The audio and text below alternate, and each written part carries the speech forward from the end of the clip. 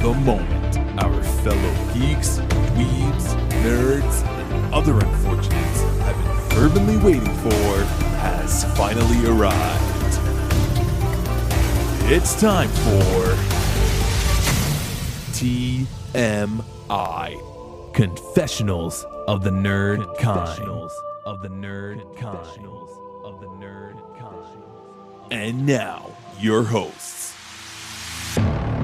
Jeff Nerfherder Chandler, Jim Kaiju Baker, and Mike Mjolnir Evans.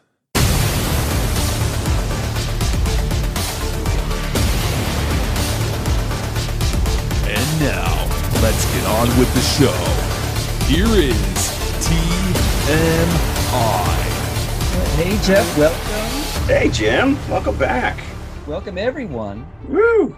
Listeners all over the world. Yeah, we've been seeing our stats lately, and thanks to Podcoin, we've gotten quite a few new listeners out there. Thank you. Yes, thank you very much. Yes, and we've been remiss in the past couple of weeks. We haven't really given you any info of how to reach out to us if you're so inclined, if you'd like to complain, if you'd like to... Complain. No, we don't want to hear complaints. We want 5-star reviews, platitudes, please. Right? We platitudes. take those. Yeah, I'll take them. Those. So we have a bunch of different platforms that you can contact us on. First, we've got our email address, which is tmipodcast2018@gmail.com. That's tmipodcast2018@gmail.com. Of course, we have our Facebook page, which I think is most easily found if you look up TMI Confessionals or TMI Movies. Look for the popcorn bucket and our smiling faces in those caricatures that Jeff has so expertly rendered. And then, of course, we have a website. We do have a website. And what is the web address again? Oh, you'd have to ask me that, wouldn't you? I believe it is TMIConfessionalspodcast.com. Yes. So if you do a search, TMI Confessionals Podcast, up we come, I'm sure. Somebody actually shared with me that they just typed in TMI Nerd Kind and was able to find us. Really? Okay. Yep. Yes. And then you were remiss in mentioning my favorite platform, which is Instagram. Yes. Because I'm constantly putting little graphics and fun stuff up there. And that is TMI_podcast 2018. This week we're taking on The Boys. The Boys, which is an Amazon Prime TV show based on a comic book. And going along with that, we're talking about Mystery Men as our classic feature. I want to bring up The Boys, though, which is, we try to be family friendly on this show. And this series that we're going to talk about is anything but family friendly. Yes. It was definitely hard to pull sound bites. It's dark. It's dark and it's rough. I'm just going to apologize now because there may be some discussions that are uncomfortable. This is where Jim's production prowess steps in. Yeah, they're making me earn my paycheck, which is $0. You're still getting paid more than me. So, but as always, we've got a little news. We do have some news, so let's get into it. Yeah. Let's see. I don't know if we talked about this, but, the Disney Plus is ramping up here, and there's been rumors of this standalone Obi-Wan TV series. And now I guess they're really becoming quite loud that Ewan McGregor is set to reprise his role as Obi-Wan Kenobi.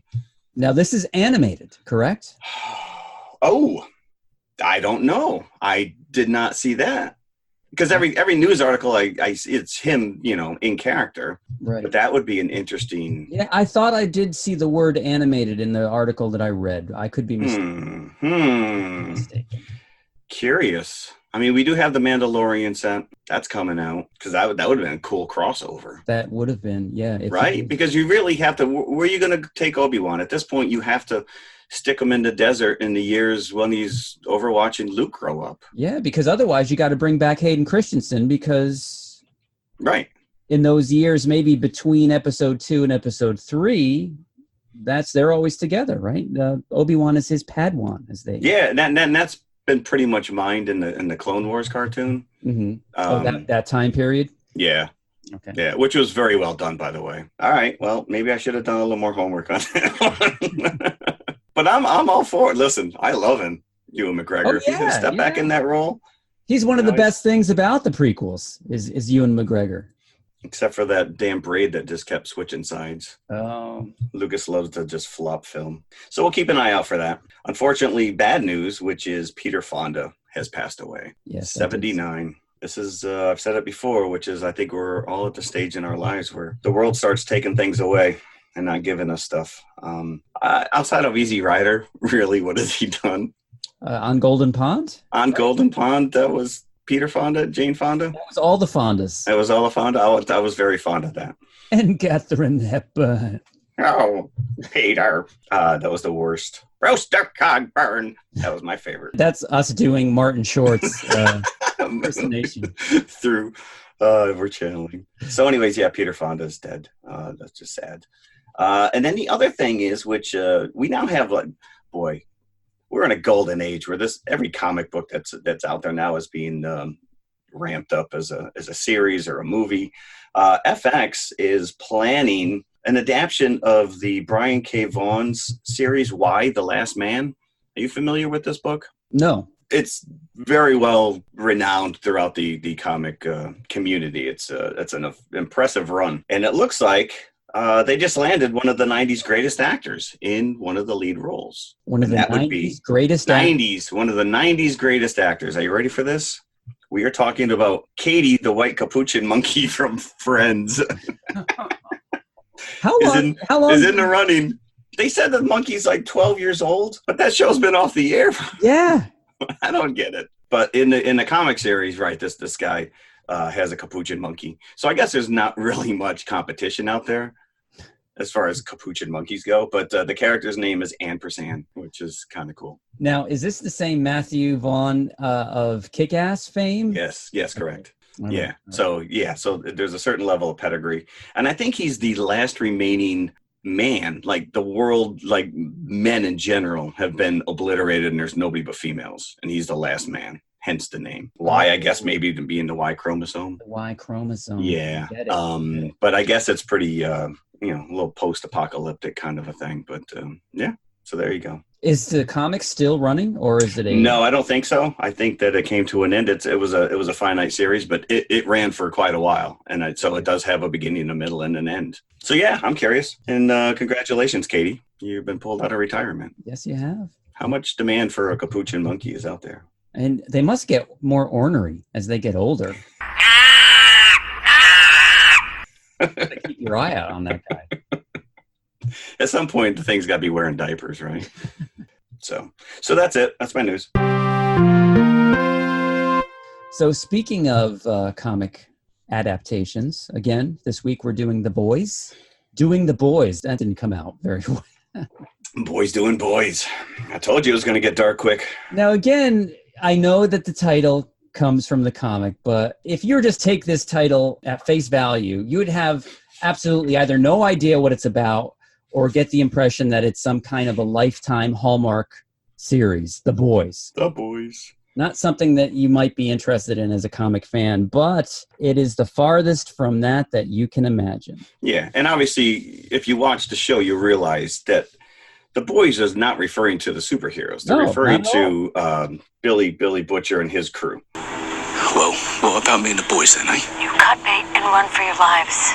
This is a reality where superheroes exist, and the Seven are kind of the most renowned of the superheroes. I think they explain at some point in the overview at the very beginning of episode 1 that there's something like over 200 superheroes in the world that have right, and this Vought Industries or whatever sponsor them. Yeah, and they've been around. I think the Soldier Boy was like the first one in the 40s, which is obviously a little nod to Captain America. Right. But they're like corporate shills. So it's set up that they kind of seek out superheroes around the world to kind of take them under their roster, maybe as a private contractor of sorts, to send them out on missions. And throughout the series, this Vought International Corporation is trying to get themselves aligned with the U.S. government, trying to become validated by the U.S. government to send their superheroes out as government representatives, as part of the military. It's almost like Stark Industries in a way. Yeah, I mean, it's no different. Like, I mean, they even made the reference of, what is Lockheed giving you? They're giving you the Patriot missiles. What are some of these other, they're providing a service. So it's like Stark. It's like Hammer out of the Marvel universe, or as Jeff just said, Lockheed in our reality today. They want to become a military contractor for the U.S. government, and that's kind of their overarching goal during this series. And the superheroes that they employ, the number one team of heroes is called the Seven, and they are the Avengers of Vought International. This is not Marvel. Marvel does not exist. I would say they're closer to the Justice League. Most of these are counterparts to DC characters. Correct. If you want to break it down. They are visually very close to Justice League. We've got Homelander, who is obviously Superman influenced. The Deep, who is just a complete straight rip of Aquaman. Yeah. This is not really an homage. This is not really, they're not spoofing them, but I think they're taking all of these kind of superhero tropes and really trying their best to set it in the real world. Yeah. And Queen Maeve, which is an obvious reference to, visually, when you see her, to Wonder Woman. Yep. Even with a little tiara that she's got on. Then the other ones are a little bit, A-Train is Flash. Yep. Then the others are a little bit more ambiguous. You got Black Noir, which was kind of very reminiscent to me of Snake Eyes from G.I. Joe. Yeah, he didn't do much, and you don't really see him that much, I guess. He was the most interesting one to me of the Seven, just because he was so mysterious. I'm like, what? Right, but you're right. Snake Eyes, never talked. No. Snake Eyes just kind of always showed up and was just there. And Translucent, who is probably he might give this series the most comic relief that it gets outside of Billy Butcher himself. Translucent is the invisible man, basically. And when he turns invisible, his skin turns to carbon and it's reflective, which turns him invisible. And he's impervious when he is invisible. So there's him. And then the seventh member is the newest member, and her name is Starlight. And now I did not catch the name of the member that she was replacing. That Lamplighter. That's it. Was retiring, but wasn't there another? See, this is where my numbers don't add up, because there was also the Nubian Prince. But he was just one of the ones. He was one of the 200 superheroes that they were just loaning out. So he was not part of the Seven. He was not part of the Seven. Gotcha. Okay, because that really kind of threw me off. I'm like, why are they called the Seven? But there's only 6 of them if they're recruiting Starlighter to be the seventh. They have a so I had to go back and realize that. Okay, they were trying to sell the Nubian Prince to, I think, Baltimore. Right. Yeah. So that didn't go so well. Yeah, so they are trying, they're making their way with state and local government and trying to work themselves up to the federal military. So they're hiring out heroes to different cities, and the hero that Jeff just mentioned, Nubian Prince, there's a plot point where they're trying to sell him to the mayor of Baltimore. So that Baltimore can have their own hero. And there's a pretty funny scene because Elizabeth Shue, who was just brilliantly cast in this, has held up pretty damn well. Yes, she has. Yeah, and due to Elizabeth Shue, according to some of Mike's text to us, there was something that he was holding up considerably well. due to Elizabeth Shue. So she plays Madeline Stillwell, and she is the vice president of Vought International, and she's pretty much the go-between. Right. She was like Stan Lee. She's kind of like the face of the company. So all the promotional videos she had a say in, and they really, the corporate mentality of these superheroes that they were being treated as a commodity is very interesting. I'm not familiar with the comic at all, so I don't know how closely they hewed to the source material. I know that there were a couple superheroes that were left on the table, but obviously they've already been renewed for season 2. Yeah, I mean, they probably they knew what they had. But this is not everyone's cup of tea. Like I said, this is. I mean, that first episode, you realize pretty quickly that it's not going to be a family-friendly.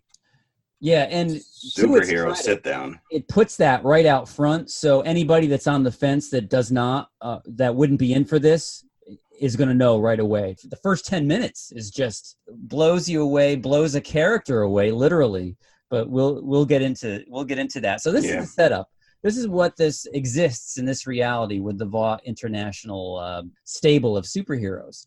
But as we find out very early on, things are not all unicorns and roses in Vought International. These heroes are not on the up and up whatsoever. All of them are on the take in some way, or corrupt in some way, or just jerks. None of them seem to have anything noble in mind. No, there's no redeeming qualities to any of them. And if any of them did have that at one point, they're so jaded now that it's completely gone. Yeah. Because you do get a sense that Queen Maeve at one point was legitimate, but at this point she's just been so jaded by everybody else's actions that she doesn't even care anymore. Yeah. And that's the one thing this is only 8 episodes, which is great. You start getting into this 10, 12 episode series and it gets mired down. So I loved the way all of this kind of unfolded, because you're greeted and you're met with these characters. And then as the episodes go on, they start peeling back the layers and you really start to see what's going on. And I have to say that, if superheroes existed in this world, this is probably about as close as we get to what would really take place. It is like you would get a public face and then you would get the real thing. Yeah, just like, politics, it's depends on what channel you listen to and who's crafting the message. A really great job of kind of like spoofing some of that Marvel, even like those little promos, it starts right out like a Marvel movie to a certain extent with all the different montages of the characters. And the one thing we didn't get into is obviously Billy Butcher, who's really the driving force of this entire. He is. First, you're introduced to the Seven and the Vought International Corporation and the superheroes and all that stuff, and then you see the smaller characters of Robin and Huey. And Huey is this employee of a Radio Shack type, like an AV, electronics store. Radio. Very much reminded me of Simon Pegg's character in Shaun of the Dead, and you see Simon Pegg in this show as Huey's dad. Well, so that in the correlation. Well, there's even more so, which is in the comic series. So Gareth Ennis wrote this, and Derek Robertson is the artist, and they use Simon Pegg's likeness for Huey in the comic series. As a visual, just like go down the road of the Marvel where the artist just happened to use Sam Jackson's likeness for Nick Fury. Right. And then when they went to go cast a movie, they're like, let's just get him. Yeah. So kind of the same thing here. Obviously, Simon Pegg is much older than what Huey is, so they bring him in as his dad. His character as Huey's dad, you could tell, is the same kind of downtrodden, meek person as Huey is. Right. So they're very much mirrors of each other. And Robin is Huey's girlfriend. And you only see her, really get to meet her for about 5 minutes in this show. Yeah. Huey's coming off of his work shift. They go out into the street. They're about to have lunch. They're about to do something. Robin is standing just off the curb, and she's talking to Huey, and then just bam, you don't know what happened. There's an explosion of blood in slow motion everywhere. You see her bones, her rib cage, her jaw just floating in the air in slow motion, and Huey's trying to process what just happened, and then suddenly everything goes into regular speed again, and there you see A-Train, who is the Flash equivalent of the Seven, with blood all over him. He is run right through Robin because he can't stop. Apparently he can't see what he's running into as he's running at full speed. And you could tell that something's off about him, even though you haven't really met this character yet. He just says, "So sorry," and he's very jittery, and then he takes off again, and just leaving Huey to stand at the remains of his girlfriend. So she is collateral damage to the Seven. But it's not even apparent that A-Train was doing anything heroic at the time. He was just running by. And it turns out that the Vought International Corporation spins it that he was in the process of thwarting a robbery, and he was chasing robbers. But you find out very quickly that that's not the case. That was not the case. That's a lie. It's a cover-up. And he's actually, you see him a little bit later on, the character of A-Train, joking about it with other characters. Yeah, I ran through a today. So, you can tell there's no remorse. The company just covers up for them. And tried to buy him off. Yeah. And they try to buy Huey off by making him sign an NDA agreement, and then I think giving him $45,000 was $45,000. I guess that'll cover the damage of your dead So he is shattered, and that's where you come into the character of Billy Butcher. So Billy seeks out Huey, I guess, once he finds out from the news that this has happened. And he knows that it's not a bank robbery. He knows that it wasn't a legitimate accident on the part of A-Train. So he is all about bringing down Vought and bringing down the Seven. You don't really know why in the beginning, but he hates them. He hates soups, as he calls them. And he has some other colorful terms. He does like the C word, I'll tell you that. The C word is oft mentioned. Like every line that he has the C word in some way, shape, or form. Sit down, big smiles, plant the bug underneath the table. Easy peasy, Japanesey, Bob's your uncle. That's that. That's that? That was a lot. Just quit being a Carl Urban doing a great job. He carries the show on his shoulders. I want to say that he's like my new Ryan Reynolds, because I started looking up now. Not only is he McCoy in the new Star Trek reboot, but he just did that Judge Dredd movie recently. Really? Okay. Yeah. And he was Scourge in Thor Ragnarok. Yes, he was. Right? And I didn't even know this. He played Eomer in Lord of the Rings. Oh, I did know that. Yes. That just completely slipped my mind. And I'm like, this guy is just like mercurial. Like I know, and he's like because this character that he plays is just, and they even got some flashbacks later, and he cleans up nicely. But when we're first introduced to him, he's all disheveled. He's got this giant, massive black beard that just looks like it's hiding a friggin' raven. He's such an enigmatic character. And you're like, this guy's like ready to blow. He contacts Huey, and he knows that Vought is going to try to pay him off. He knows that Huey is going to go up into the boardroom, and he wants Huey to plant a bug. So he convinces Huey that the Seven are not what they seem, that Vought is an evil corporation, and he wants Huey to plant this bug. And Huey is not going to do it at first. But he also thinks that Billy is a Fed. So he thinks that he's kind of like on the side of the right side of the law. Yes, yeah, and Billy, is giving him the impression that he is some kind of a law officer, but he is not. He is not.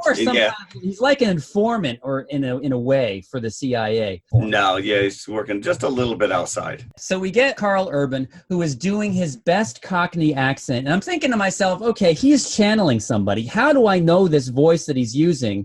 And then it occurred to me. It's a megalodon. That's what I heard. Everything comes back to state. Yeah, it all comes back to state. Well, he's from New Zealand, so I think that is his real. Because I said the same thing. I'm like, he's straight up American when he's playing McCoy in Star Trek with a Southern accent. So here you got Simon Pegg doing a straight American, and then you got this guy Carl Urban doing like this Cockney Australian accent. And I looked it up, and I was like, oh, who knew? He actually came from New Zealand. But and I think at one point Huey, when he first meets him, he actually says, "You look like a porn version of the Matrix." And I'm like, that's. And we get introduced to the other members of the Boys, and apparently this is kind of almost like one of those situations where it's like a Blues Brothers scenario, where let's get the band back together. That's exactly what that is. And Huey is the catalyst for this, because Billy recognizes that, okay, he's got somebody that he can work with now that has a personal connection that he's lost because of the Seven, and he can work Huey so he can anger him enough to plant this bug. And Billy thinks that he's finally got Vought where he wants him, and using Huey. And so he takes Huey to his former team, and apparently they've worked this before. We've got Mother's Milk. Was ever explained why his name was Mother's Milk? I don't remember why, if there was an explanation, but yeah, Mother's Milk. We've got Frenchie, probably the most stereotypical name you can give a character. But I loved his character. I thought he was great. I hope this actor is actually French in real life, because it's like listening to him talk is like listening to that song from Little Mermaid, La Poisson. La Poisson. He did kind of roll as... Never has a man thrown his life away so completely like you thrown yours away today. No.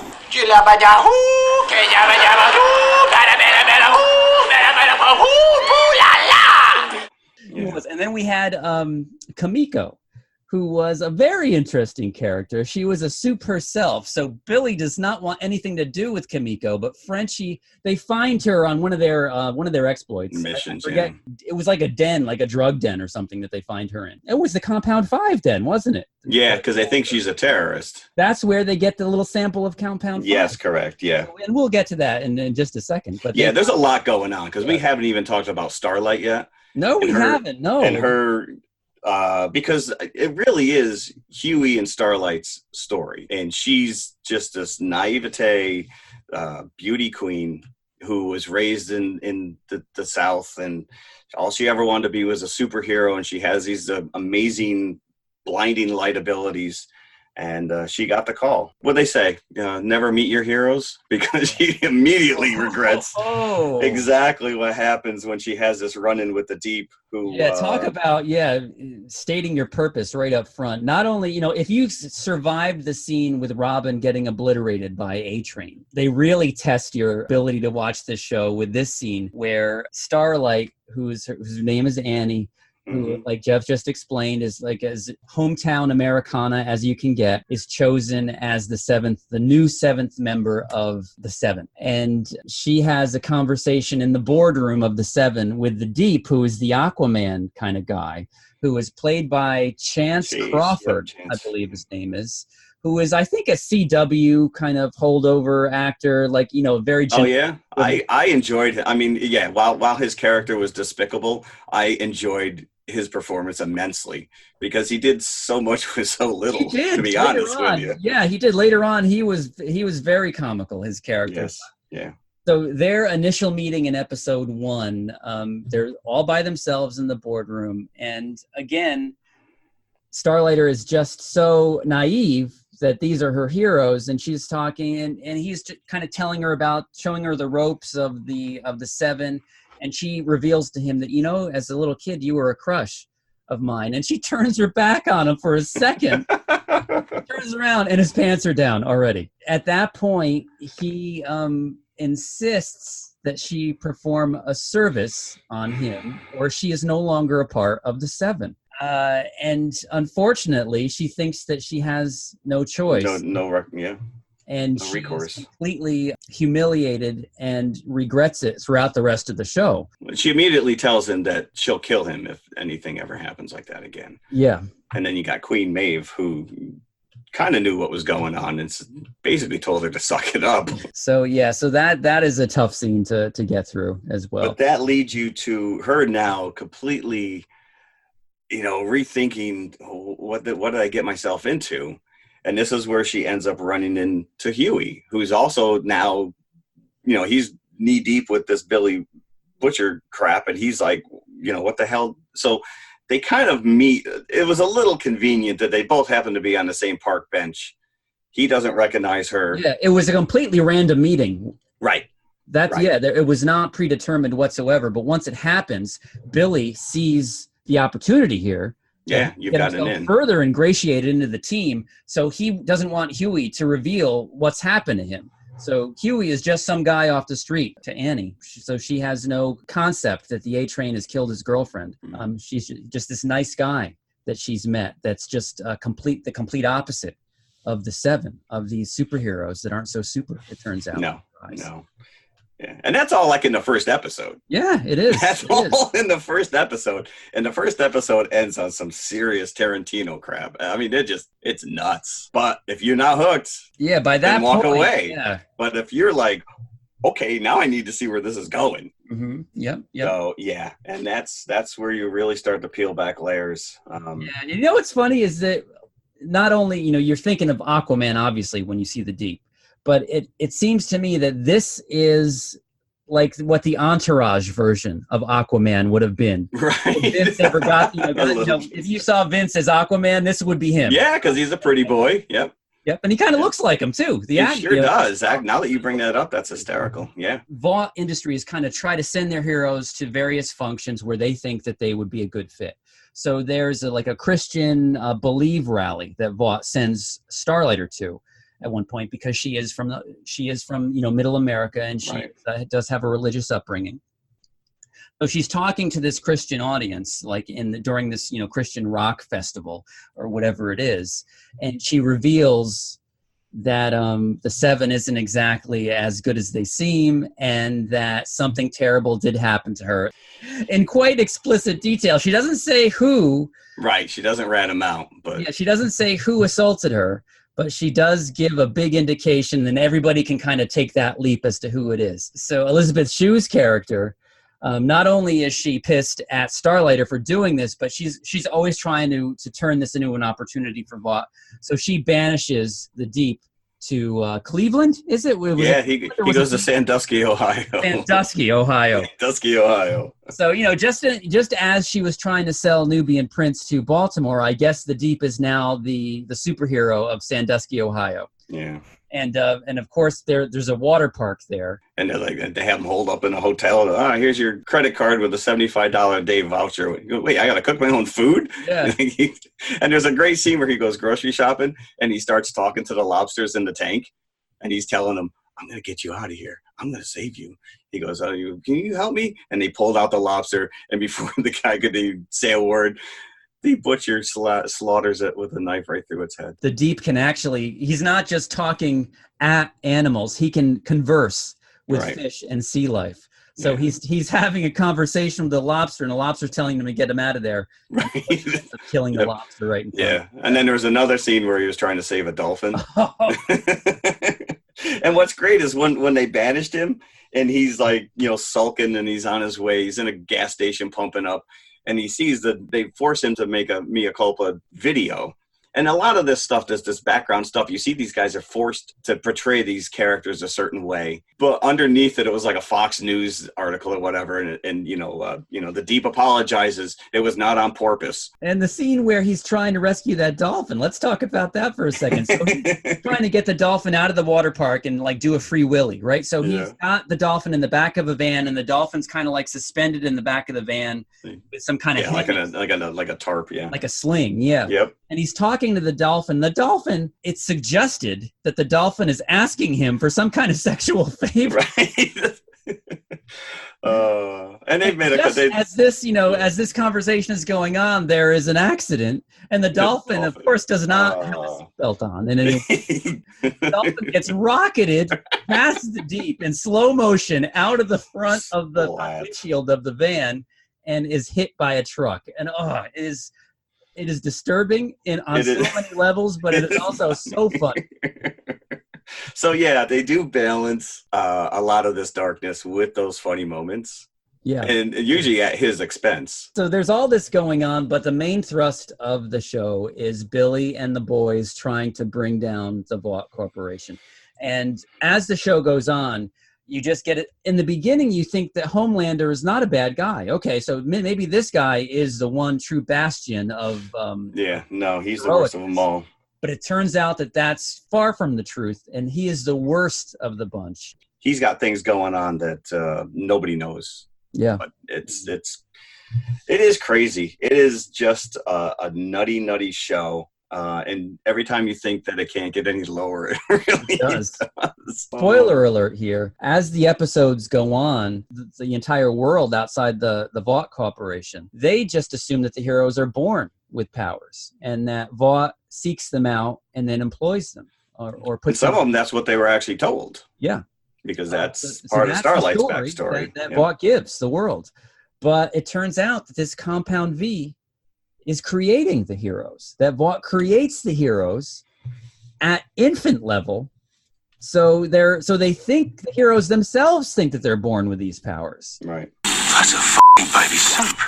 These c***s are made in the f***ing lab. So Starlighter is completely naive to the fact that she's been built in a lab, basically. Right. So her whole childhood is a lie. With the consent of her parents. Yeah, which she calls her out.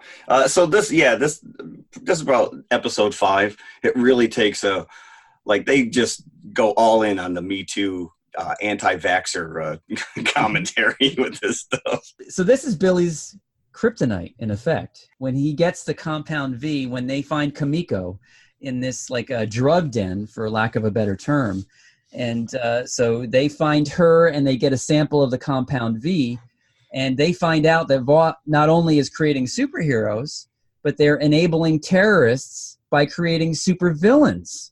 So Yes, thus sure, create that's for themselves. that's right.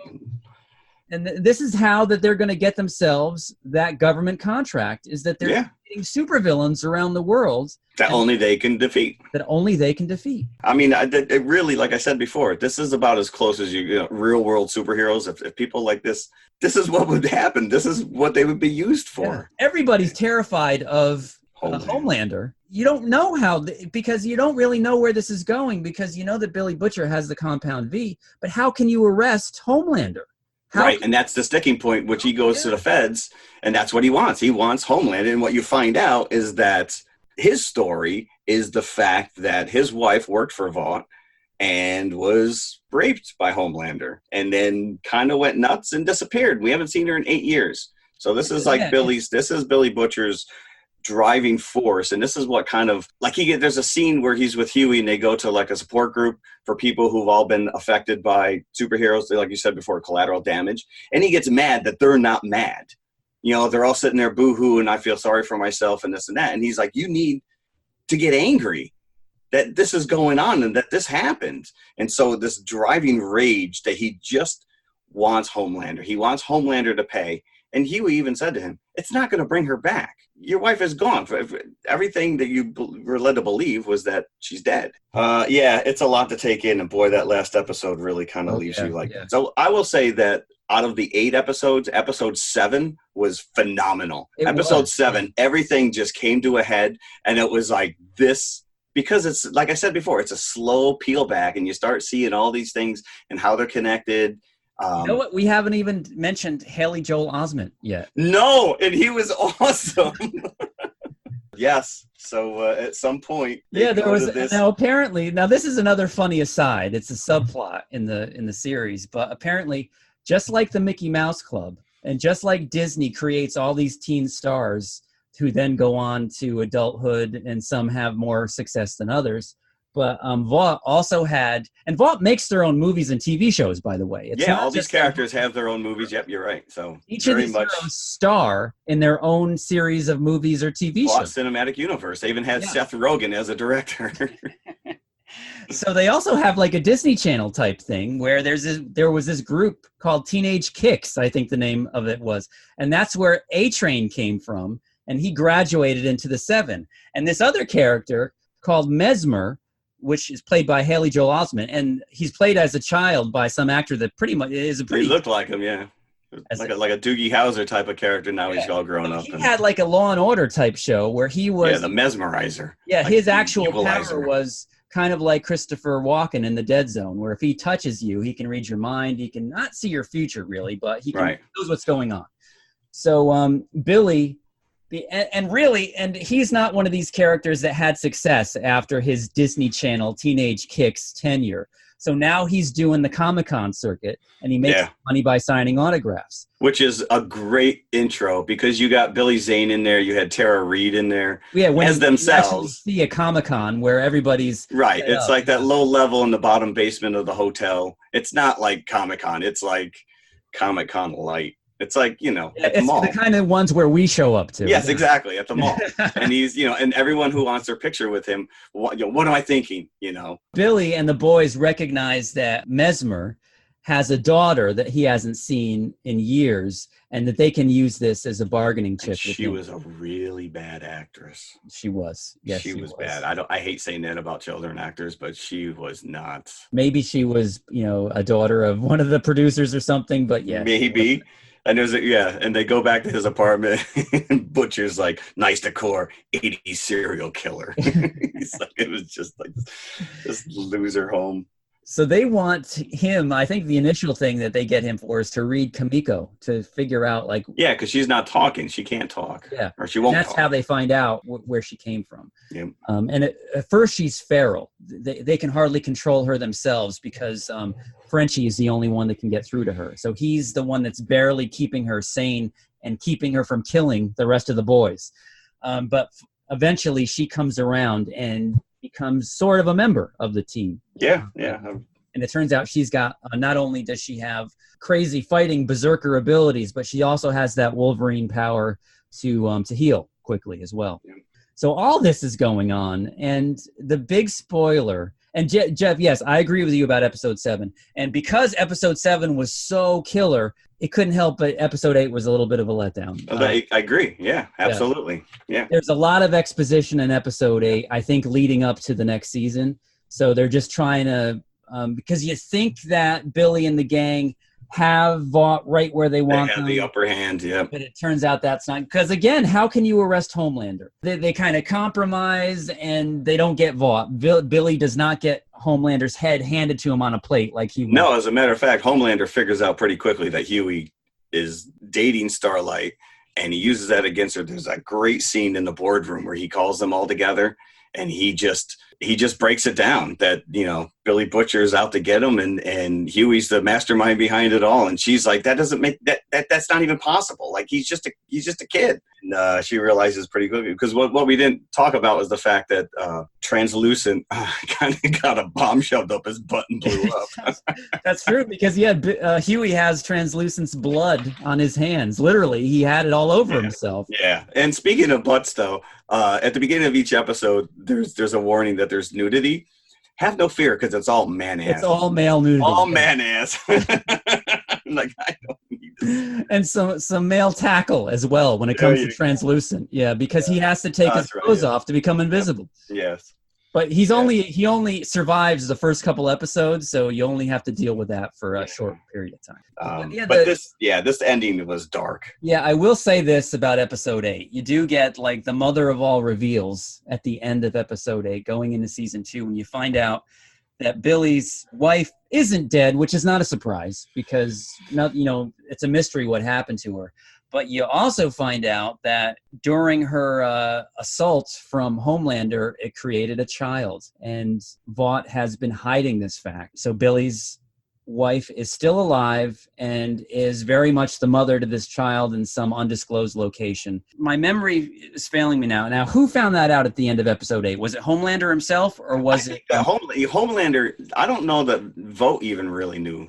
But, because Homelander goes back to one of the scientists, and you find out that Homelander was like basically a baby created in a lab. He was raised in a sterile environment. They treated him like a lab subject.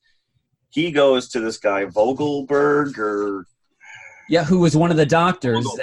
Who was an old guy.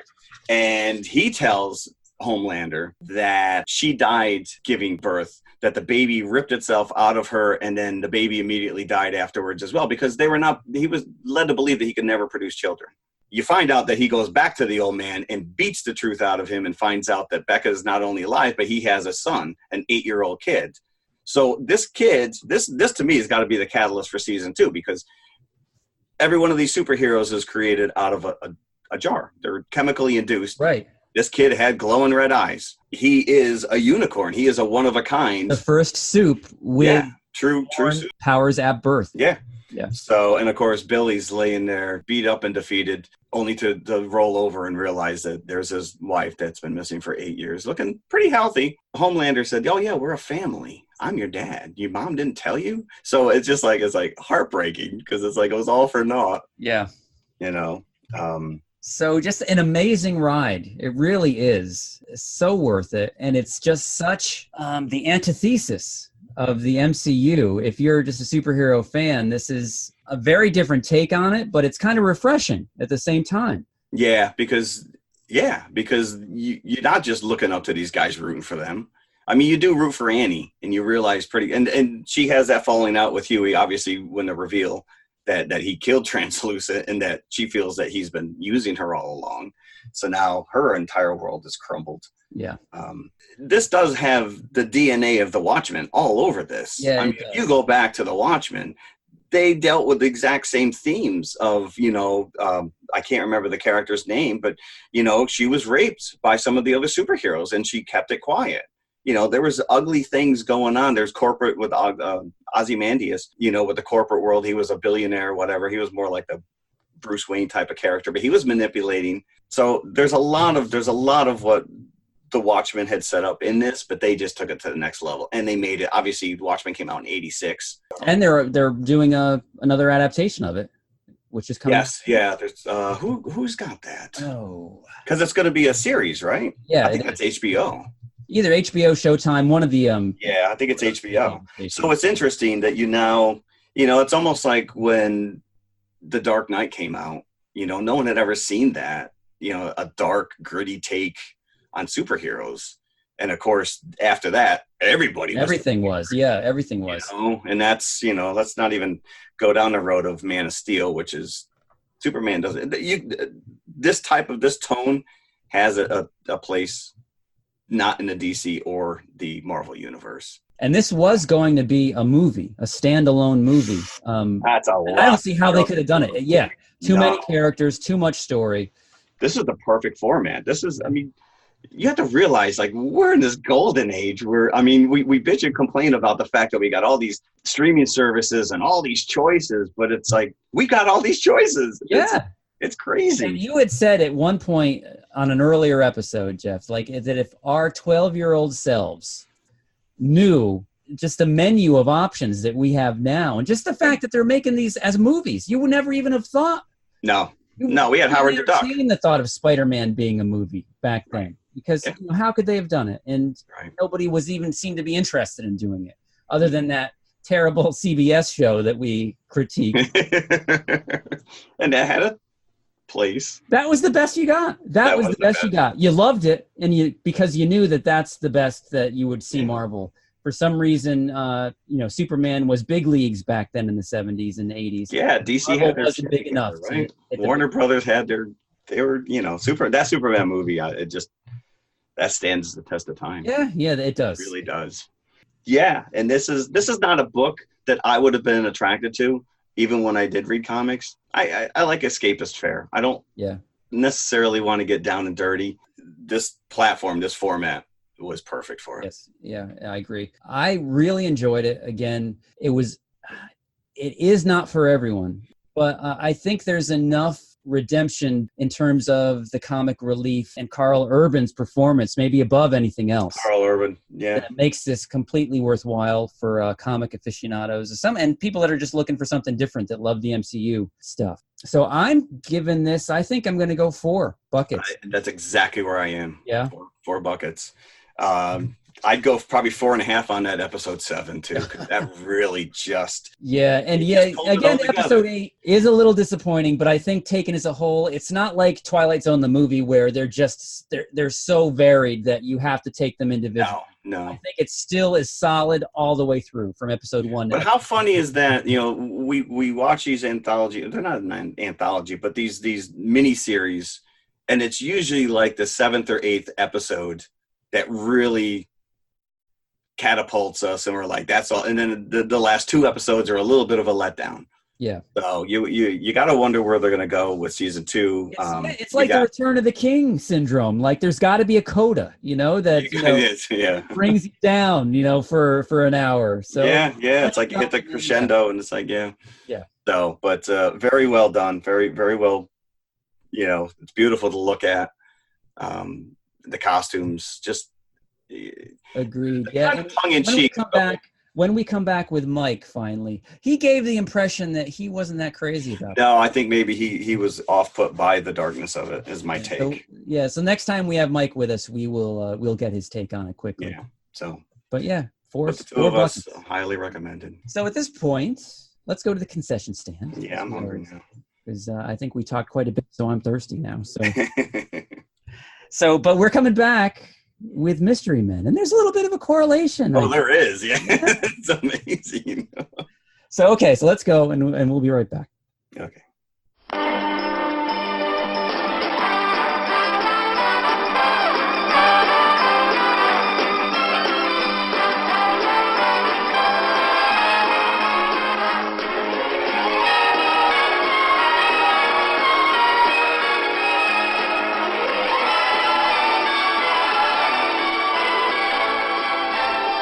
It's refreshment time, folks. Taste that beats the others cold. Pepsi pours it on. Taste that beats the others cold. Pepsi pours it on. Yum, yum. It's a meal in itself. Our all-meat super dog. Enjoy one now. Okay, so we are back. And again, as we mentioned last week, we went back to the 90s. We're mining the 90s for all it is worth. I still can't get over that this movie's 20 years old. I know. You know what? It blows my mind. I can tell you exactly where I saw it and who I saw it with. I don't think I've ever seen it in its entirety before. Really? I've seen bits and pieces here and there. This is one of my if I see it on, I'll pick it up. I have it on VHS and I have it on DVD. This is 1999. Was not a box office success. No. It was this is very much in the 90s, at least, it was very much a unique movie. This is before the onslaught of Marvel. Yeah, you really didn't. You want to know why it didn't do so well? Because it came out the same weekend as The Sixth Sense and Iron Giant. Ooh, there you go. Okay. Even though the Iron Giant really wasn't a big success either. So Mystery Men couldn't survive that particular competition. So it was made for $68 million. It did $33 million worldwide at the box office. So it is a bomb by all accounts. But it is such a fun bomb. I don't know. Did it hold up for you? Well, there's things I liked and there's things I didn't. I love this movie. So we'll get into that. It's so over the top. It's just it's Ben Stiller at the top of his game. Oh, he is very good. He is very good. He is the highlight of this movie for me. Yeah. Well, I also have a major crush on Janine Garofalo. So. Oh yeah, talk about 90s the bowler and after Reality Bites, Janine Garofalo and Ben That's right. Well, you got Greg Kinnear coming off Talk Soup too, right? Yeah. I think this one was maybe one of his first big movie roles, right? Yeah, I don't doing Talk Soup at this time. I think when was maybe I'm wrong about that. 99. I don't know when Talk Soup went off the air. It was definitely still on in 99. Was it? Okay. Do you remember? This is going way off on a tangent. Well, that's what we do. The E channel, whenever they used to show Talk Soup, either before or after it, they would show a half hour of trailers, and that was its own show. Yeah. Yeah. Yep. And that was pre-internet. Before you could go online. Yep. The trailer, you would go to the E channel and watch that half-hour show. So same year, which was the trailer for episode 1 came out, and that was probably the first big online trailer that we all cowered around a friggin' computer to try and download. Do you remember what movie that was attached to? People paid to go see the trailer and then leave. And then left. Yep. Oh, Meet Joe Black, right? Yes. Yeah. Yep. That was we just went down a rabbit hole on that one. Yeah. Okay, but what were we talking about? Mystery Men. Okay. It's a mystery to us, yeah. Let's come back to Mystery Men. Okay. Captain Amazing. Another skewed take on the superhero genre. Not dark, really. Well, but pretty prescient in foreseeing him as a corporate shill. Yeah, but that's how this ties in to The Boys, is that the one real bona fide superhero in this movie is Captain Amazing, who is like the Captain America / Superman type. Yep. And he doesn't really have any superhero powers. He just has a backpack. Captain Amazing didn't have anything going on. I don't remember. Or maybe he was like a Batman type figure. Because that was the running joke, which was he'd take his glasses off. Aren't you Lance? What I can't remember. Lance Hunt was his. Lance Hunt. And he put his glass. Oh no, that can't be you. That can't be. That's because Lance Hunt is Captain Amazing. Oh, don't start that again. Lance Hunt wears glasses. Captain Amazing doesn't wear glasses. He takes them off when he transforms. That doesn't make any sense. He wouldn't be able to see. And this is why I think this endears to me, that's what we used to do. All my friends, when I was working in Stanford, we go to the movies and then we go to the diner and just dissect the hell out of it. Those are the kind of stupid conversations we'd have. So that really, except for the fact that they were wannabe superheroes, so all with lame powers. Right. So Captain Amazing is the only guy that's really a quote-unquote superhero, and he is billionaire Lance Hunt during the day, and he's Captain Amazing at night. Yeah. And he's got all the same toys that Batman does that he uses to fight supervillains. The lead supervillain in this movie, the brilliantly named Casanova Frankenstein, probably my favorite villain name of all time after hearing that. And then we have these other ad hoc kind of superheroes, very much in a kick-ass kind of a vein, that are do-it-yourself superheroes that don't really have any powers per se, but they have talents, and that's even questionable if they have talents, and they try to work those up as their superpower. So we have Ben Stiller as Mr. Furious. His power is getting angry. It's just a running joke in and of itself. I don't like your tone, Frankenpuss. And do yourself a favor, don't punch my clock, because I'm a Pantera's box you do not want to open. It is Pandora. Please don't correct me. It sickens me. So you know he's actually got nothing behind that anger. Right. You've got Hank Azaria, who has not had much cachet with me ever since 1998's Godzilla. I'm sorry to say. That wasn't his fault. Wasn't his fault. And I do give him props for everything he does on The Simpsons, really. There you go. He is brilliant on The Simpsons. But he plays Blue Raja, who is the master of cutlery. Jeffrey, are you taking my cutlery again? Oh, mother. And then we have the shoveler, played by William H. Macy, who is very handy with a shovel. It's what I'm good at. We've got a blind date with destiny. And it looks like she's ordered the lobster. Then we have Dr. Heller, played by Tom Waits, who you don't I didn't even know. How many times I've seen this movie and I never knew that was Tom Waits. Yeah. Tom Waits is I think Tom Waits' role in Hollywood is at some point was taken over by Ron Perlman. Yeah. Started getting the Tom Waits type roles. And Tom Waits, I don't think he will ever better himself than he did as Renfield in Dracula in 1992, eating bugs off the wall in the asylum as Renfield. But he plays Dr. Heller. So he's a munitions expert. That kind of that supplies the mystery men with their vehicles. All their vehicles. And you know, he has like these crazy hand movement things when he acts. That's because he couldn't remember his lines, so he wrote them on his fingers. So he was constantly bringing his hands up in front of his face so he could read them. So then who else do we have? Well, we missed out on my girl, Janine. Janine, yes, she's the bowler.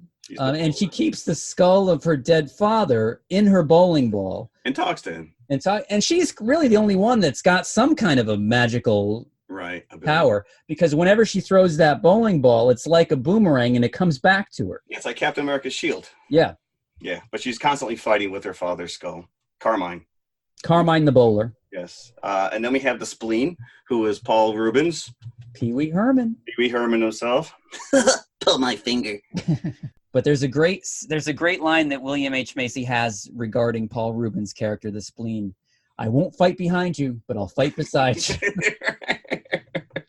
Because, he has deadly flatulence. Yeah, he has gastric issues. And then we have the Invisible Boy. Oh, yeah. It's shades of translucent from The Boys. Yeah, well, I only turn invisible when no one looks at me. And then we have the Sphinx, which is kind of like the mentor character. But there's all these other bad guy groups. The Disco Boys and all these other, just silly over the top. I know, played and led by Eddie Izzard. Izzard. This is star-studded, this movie. Yeah. Completely star-studded. Michael Bay had a cameo as one of the frat boys. So. Oh, really? I didn't get that. Do you know they actually reused some of the Batman Forever sets in this? Oh, really? Yeah.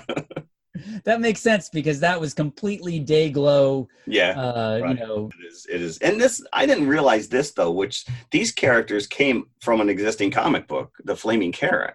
Now that was kind of an underground. Just guest stars on that comic, from what I understand. Yeah. So I guess at one point the Flaming Carrot would have showed up in the sequel, but we'll never get it. We'll never get us. Yeah. If we haven't gotten one by now, then I think its expiration date is run out. Yeah. And we didn't actually mention the fact that Invisible Boy is played by Kel Mitchell of the famous duo Keenan and Kel from Nickelodeon. So if any Good Burger fans know that Kel Mitchell is in this movie. So so the setup of the movie is that these guys fail every time that they try to foil a robbery or what have you. Blue Raja ends up throwing spoons instead of forks. The shoveler will hit Mr. Furious by accident with the shovel, and the bad guys always get away. So they're always messing up, and they're kind of a joke to the local police. And so they're always down on themselves. And this is where they wind up in a diner every night trying to figure out what they did wrong on that particular occasion. And why does Captain Amazing always get it right? So we open with Captain Amazing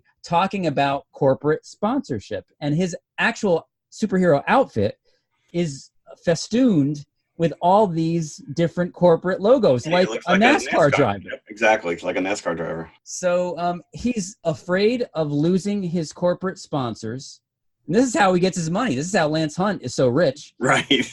He's afraid of losing his corporate sponsors because he's put all the bad guys away and there's nobody left to fight. So again, a direct correlation with the boys. He has to create a bad guy to fight to make himself viable again. So he shows up at Casanova Frankenstein's release hearing as Lance and vouches for him. Jeffrey Rush playing him. Jeffrey Rush is everything that comes out of that guy's mouth in this movie is brilliant. It's Captain Amazing, and the way he just says it is just And this was long before he really jumped up there with Pirates of the Caribbean. Yeah, Captain Barbossa. Another genre figure these days.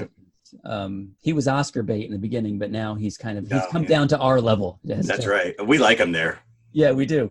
Lance Hunt vouches for Casanova Frankenstein at his hearing, and there's no way that they would release him until Lance Hunt shows up with some messages from Captain Amazing himself. It was, well, if Captain Amazing thinks he's okay, then we got to release this guy. So then now Casanova Frankenstein gets his band back together, being Eddie Izzard and all of his crew. And I just have to mention this. I have this note that Captain Amazing's manager is played by Ricky Jay.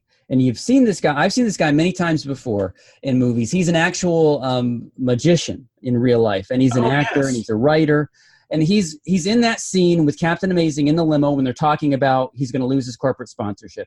Now, there's a lot of crazy camera angles in this movie that kind of put me off. Yeah, it's shot. Extreme close-ups. It's almost like watching the director was maybe like a commercial director in the late 80s. It reminded me of that kind of style. Like product placement. Kinka Usher. A lot of extreme close-ups. So you get this really big close-up of this actor, Ricky Jay, playing Captain Amazing's manager. And he's got very large nostrils and a very large mustache. So it reminded me it reminded me of Paul Giamatti, actually, because every time you see Paul Giamatti, he's got the same kind of nose, and you can't help but notice that Paul Giamatti's mustache grows into his nose hair. And it's completely off-putting, and it takes me out of whatever movie that Paul Giamatti I can never watch this again. This guy's mustache is growing out of his nose. Wow. And Paul Giamatti is like an anger actor, right? There's always some scene where he's going off on somebody. Right. And it's just like, all I can see is this guy's nose hair. Drop your credentials at the guard's desk and get the out of here! And I saw the same thing with Ricky Jay with the extreme close-up. That's it. You couldn't unsee it. He's since passed away, so not to disparage the dead. But and doesn't even make a mention at one point. He says, I'm not a magician. Yeah, he does, but he is. Right. He literally is. And you're saying he was a magician. He was a magician. Oh, there you so go. A little inside joke for Ricky Jay. There's a lot of inside jokes in this movie. But yeah, please, a message to Paul Giamatti. Get yourself one of those little trimmers. That's all. They're really cheap. They run on AAA batteries. Manscaped, dude. So yes, we digress. Mr. Furious, Blue Raja, who does not wear blue. That's another joke in the movie. He doesn't have blue. Yellow, green, anything but blue. But he calls himself the Blue Raja. And the Shoveler. This is the main core of the Mystery Men. These are the original three. But they realize they have to build themselves up because once Casanova Frankenstein gets out, Captain Amazing goes right over there to defeat him again, to build up his stock, but he ends up being captured.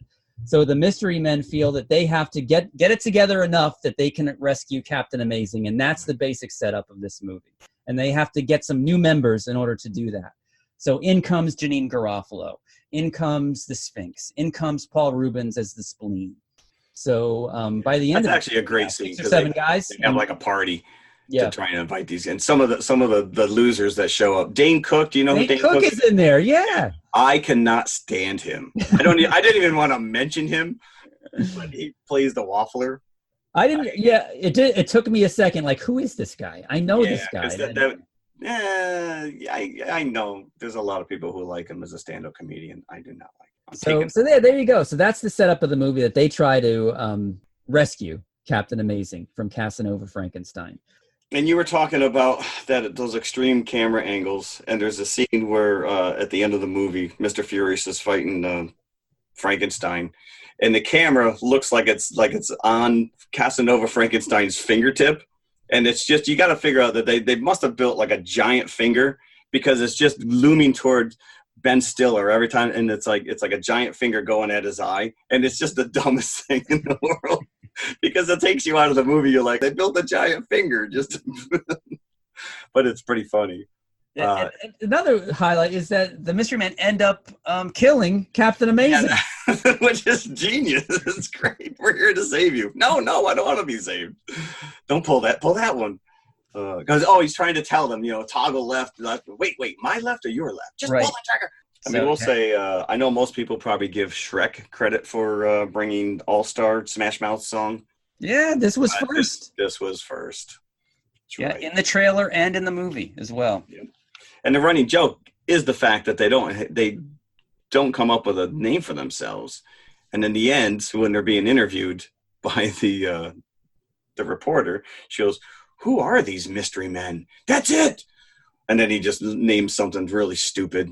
It's a dumb movie. It really is. But it's funny. And I thought it was a nice pairing since The Boys was so dark. Yeah. Oh, it is. You need to cleanse your palate a little bit. Yeah, you see, there's a lot of groaners in this for me, though. And so yes. Yeah, I wasn't the Hank Azaria character. The Godzilla thing was a cheap shot, yes, but he does genuinely kind of annoy me, the Blue Raja. So I think he plays it just a little bit too over the top. But I love William H. Macy. I love Ben Stiller. The jokes are kind of hit and miss. The jokes that are funny really hit. But the jokes that are missed are complete groaners. So it's like it's feast or famine again with this movie for me. So I can appreciate it as a cult oddity, and I appreciate it as it's very much ahead of its time. But I would go, I think, 3 buckets with this. In the past, 3 buckets is not bad. No, we said that before. Going through the channels, I would definitely stop and watch this. Right. But like you said, let's hear your take. I want to hear about the first time that you saw this. Oh, I saw this in Stamford, Connecticut with my friend Stephanie and Michelle. And I think it was a point where we were going to the movies like every week. I loved this movie. I absolutely adored it when it came out. It's a silly, it's not, like you said, it's not a great movie by any means. And it's making light of the superhero genre before there really was a superhero genre. Yeah. 99, we really didn't have much out there. And that was 1 year off from X-Men, which really started it all. Yeah, that's true. Yeah. So, but I would easily go at least 3.5. It is an enjoyable movie for me. I laugh at all the dumb jokes as much as I laugh at the good jokes, I guess. It just hits my sweet spot. So Mystery Men and The Boys this week. Now, we were considering a confessional question. Very much had Mystery Men in mind because I kind of put out there, what is your guilty pleasure in terms of comic books or superheroes? Because I think Mystery Men kind of would fall under that category in a way. Yeah, if it actually existed as a... So, and there's so many bad comics that you can't that I can't believe, like just mentally going through my comic collection, thinking about the worthless comics that are worth nothing now that I collected, that I loved back then. Every 90s Image book. So there's quite a bit of dreck out there as well as gold. So the question this week, Confessionals, is what is your favorite either guilty pleasure superhero or comic book that you loved as a kid or as an adult? So, am I going first there? Yeah, let's hear what yours is. I really, to be honest with you, I mean, all my comics as a kid were guilty pleasures because no one really read comic books. Yes. I mean, there was a handful of friends, my friend John Eckenstern and maybe Jeff Gauss. But yeah, you were a rare breed to read and actually talk comics with somebody. And I don't really read them anymore. I still collect the Star Wars and Saga is about the only thing and I'll just go pick up the graphic novels at the bookstore. But every year my family would make a pilgrimage out to Ohio for Easter weekend. We go to my aunt's house and I would sequester myself away in my cousin Stacy's bedroom and I would devour every issue of Archie comics this year. Oh. And I read every issue. And I was a special fondness for Sabrina the Teenage Witch. And I don't know if that was because she had the white hair or the little black cat. You see, that is a bona fide guilty pleasure. Yeah, because I never in my wildest dreams would buy, if I was in the rack at 7-Eleven and I'm looking at, that week's issue of X-Men and if there was an Archie comic there, I wouldn't even acknowledge him. But in the way, it was there and you that's right. Yeah. And she had like giant boxes. Now, I mean, I probably reread a lot of the issues, year in, year out.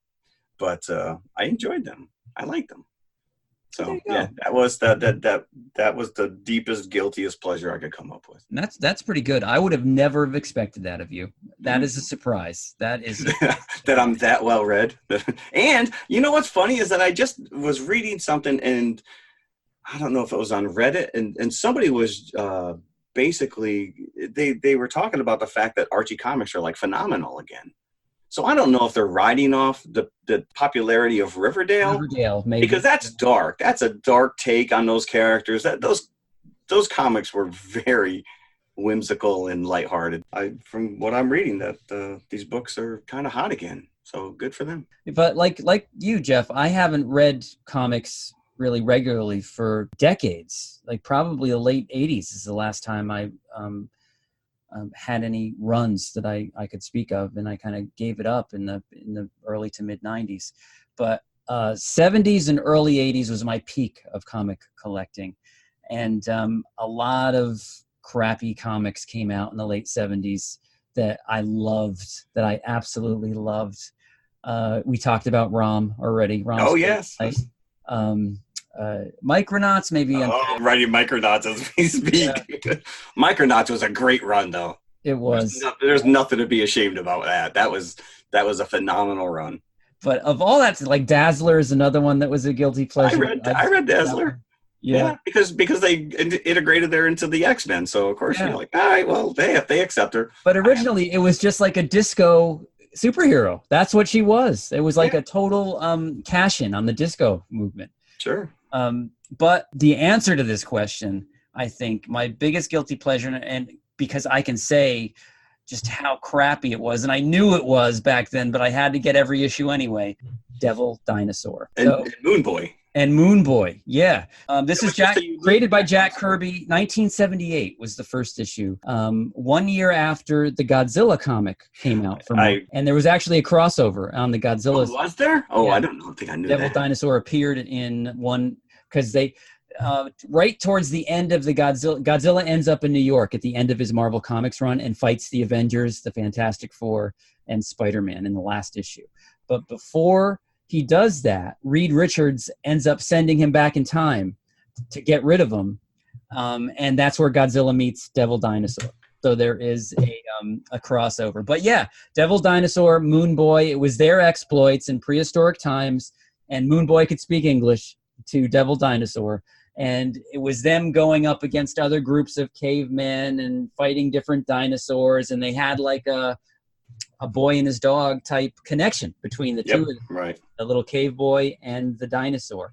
And it was very much, I thought, even at the time, like a rip of Land of the Lost. It was like Chaka from Land of the Lost. Yeah, that's exactly what he looked like. And it didn't last very long. It's one of those things where when you're a kid, you kind of lament the fact that you weren't around in the 60s to get that first issue of Spider-Man, so you would buy every issue number one. And trying to make up for lost. Trying to, maybe you'd hit gold with one of them, and Devil Dinosaur was one of those. So maybe this is a number one issue. I'm going to keep the mint condition. Collector's edition. It's like, I'm sure it's worth not much more than its cover price of 35 cents today. But it means more to you. Yes, it does. But nice. That's a good one. I appreciate that. Yeah. I like it. There's our episode this week. That's it. Next week. What is next week? Oh, yes. Week. We're going back to the 5 Bucket Club next week. Yes. Who's on vacation? Yeah, who's on vacation this time? So the last 5 Bucket episode, we inducted the very worthy Stand By Me. Any 5 Bucket movie is worthy. Stand By Me maybe especially so. And this next inductee to the 5 Bucket Club is a given. Almost. It is a given. I can't believe that we didn't decide this right up front. I know. So this is one of these movies that you take for granted. I think that's why we didn't decide it right up front. I agree with you. Yeah, I think we were trying to dig deep, a little too deep. Yeah. So all of us overlooked initially Jaws. Yeah. The breakout movie from Steven Spielberg. Not the first movie from Steven Spielberg, but the breakout movie from Steven Spielberg. And yeah, we're going to talk about Jaws in all of its glory next week. I can't wait. Into the 5 Bucket Club. Cool. That's it then. We're out. All right, we're out. Thanks for listening. So, see you next week. Bye. Drop your credentials at the guard's desk and get the out of here! Remove unsightly ear hair with just a touch. Embarrassing nose hair? Gone like that. Got bushy eyebrows? Look at the difference. I say, what the fork? Let's do it.